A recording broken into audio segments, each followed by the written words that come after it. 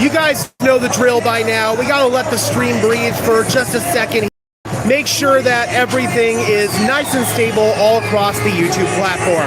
Welcome in Broncos country to this Denver Broncos Syndicate pregame show of your Denver Broncos, currently sitting at 7-5, taking on the Cleveland Browns.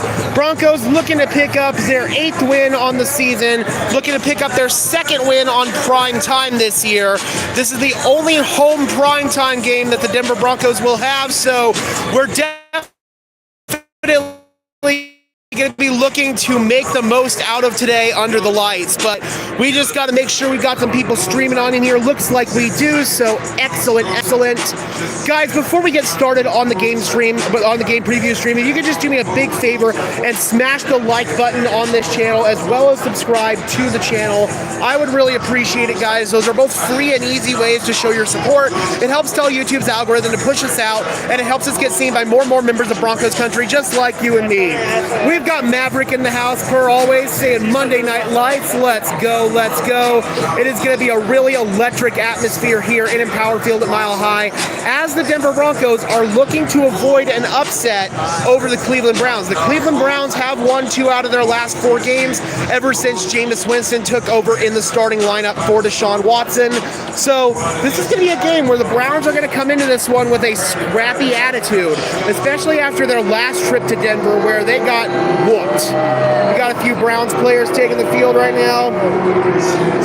Already got Jameis Winston and company. There's Jameis right there. We got Bo Nix right down there. There he is, throwing right there. Bo going no sleeves tonight. I can totally respect it. So yeah, guys, it's going to be fun. It's going to be a really electric atmosphere here under the lights. But again, the Broncos are going to have to find a way to avoid an upset in this game. We got Ronnie in the house saying, let's go Broncos. Broncos country. Come on, Bullocks. Beat the Cleveland Browns tonight. Come on, you know you can do it. Step up defense. Keep Myles Garrett off Bo. Bronco fan says that's priority number 1. Maverick says we cannot take this team lightly. Kenneth in the house saying, let's go from San Diego or South Dakota. I'm not sure which. Huge Broncos fan. Someday I wish I could go to a real game. It's awesome, man. I do hope you can get out here as well. All right, we got DBs taking the field.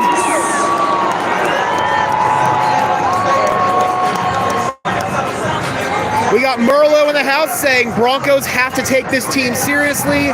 We got Kim saying, don't think just because it's the Browns that it's an easy win. Dominate. David says, hope for a good win. Bronco fan says, keep the focus. So for this Browns team, they were one of the worst offenses in the NFL in the early part of the year. But a lot of those offensive statistics can basically go out the drain because Deshaun Watson was literally tanking all of their offensive statistics. Now that Jameis Winston is in there, it looks a lot closer to what we would expect from an NFL caliber offense, quite frankly. So I think that that's going to be something that is definitely going to be a big issue, is dealing with Jameis Winston and company. Jerry Jeudy's return to Denver in this game. He's going to be smelling blood in the water, but he's also going to be going up against Pat Surtain, who knows him better than anybody. These two have been going up against each other ever since they were in Pop Warner football down there in South Florida. So the Broncos are going to be prepared for Jerry Jeudy, knowing that Pat Surtain knows him so well. So that's going to be one thing. The Browns are going to have to beat us with some of the other weapons that they have, including Elijah Moore, maybe even Kadarius Toney, because Cedric Tillman, their number 2 wide receiver, is not playing in this game. We got Maverick saying, man, I heavily considered going to this game, but backed out down the line. That sucks, man. Wish you could have gotten out of here. That would have been fun, but you get to watch it from the comfort of your own home. We got Bronco fan says, let's get in Judy's head. Absolutely. We all know that if you can get into Jerry Jeudy's head and just kind of throw him off guard a little bit, he'll start shaking in his boots. And that's when he'll be prone to making mental mistakes like drops or maybe making the wrong cut on a route or something like that. I want Pat Surtain to play press coverage against Jerry Jeudy early and often. get your hands on him, jam him at the line of scrimmage, and make him frustrated. That is the key to take Jerry Jeudy out of this game. Because if you piss him off, he's going to eventually just check out on him on his own right. We've seen that happen so many times now. So that's something that the Broncos are going to have to definitely do. It's just get in Jerry Jeudy's head. Why is Drew Sanders out? He doesn't need to be activated until next week. The Broncos are trying to push that as far as they can. Well, actually, he has been activated, but I don't know why he's not playing. The Broncos are just trying to, I guess, push things down to the wire. I don't know why exactly he's not playing. We got Ronnie says, if you can get into Judy's head, your defense is going to step up. Absolutely. Another Jeudy all night, Kenneth says. Watching live from the man cave, or should I say Mav cave? Love that. Love that, dude. But yeah, man, that's going to be the key as far as Judy's concerned. But talking about the Browns as the rest of their team is concerned, obviously their run game has gotten better over these past few weeks with Nick Chubb returning from his bad injury. They've also got Jerome Ford, Pierre Strong, and Deontay Foreman there as well. So those are all guys that the Denver Broncos are going to have to account for. And then additionally, I think that David Njoku is going to be a guy we're going to have to really keep an eye on.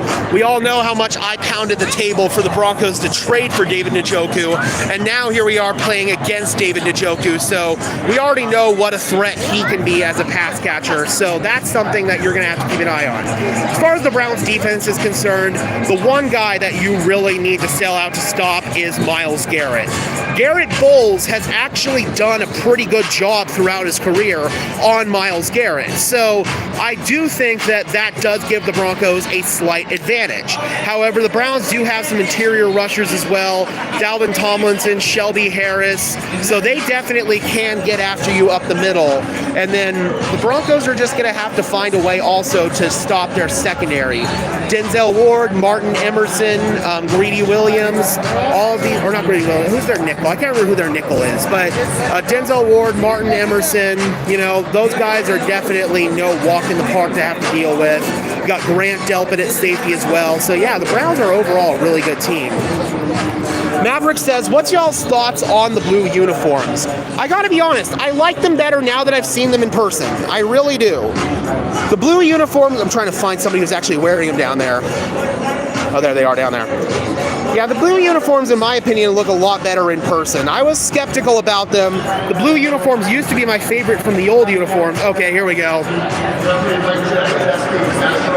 Got offensive linemen taking the field. There's Quinn Miners, Ben Powers. We got Big Mike McGlinchey,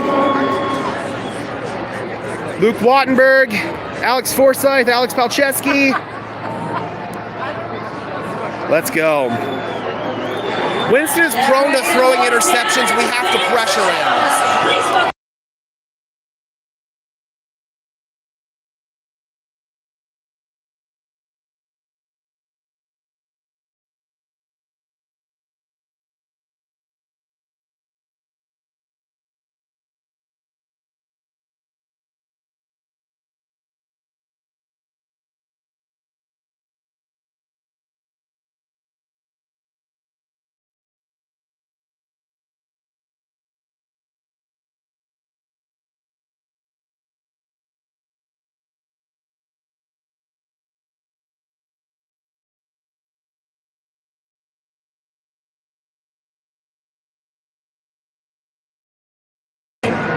Can you hear me now? Can you hear me now, Broncos country? Let me know if you can hear me now. Sorry about that, guys. I accidentally pressed the mute button, but regardless. Okay, cool. We're good. Sorry about that, guys. But I completely lost my train of thought there. But yeah, essentially, if you can get into Jameis Winston's face, the Broncos are the top pressure team in the NFL, then you will make him be prone to making mistakes. Also, if you sell out to stop the run, try to take away Nick Chubb, try to take away Jerome Ford, then that's going to obviously help you as well. This Browns team, man, they were scrappy. They got pressure on Russell Wilson throughout the entire game against Pittsburgh, and ultimately, that's what ended up helping them win that game. That and the Jameis Winston and Jerry Jeudy connection was really starting to crank up and get going. In this game, if you can take away Myles Garrett, and this man right here, Garrett Bowles, has actually done a really good job in his career, speaking of Myles Garrett, taking care of him. So that obviously bodes well for for the Broncos. You might want to put some extra rushers on whatever side Garrett is going to rush from. The other side, I'm not as concerned about the Browns winning up front, but again, it's all going to run through Myles Garrett. You've got to find a way to stop him for sure. We got Ray Ann in the house saying, so excited. This is an important game, by the way. The Colts are one game behind us. Absolutely. Broncos win this game, then they can maintain a multi-game advantage over the rest of the AFC, or at least the AFC teams that are challenging Denver for that wild card spot, which right now mostly is Indianapolis and Miami. The big concern right now is obviously taking care of your business tonight and then taking care of your business next week against Indianapolis. You win those two games, Broncos country, then you're feeling pretty good right now.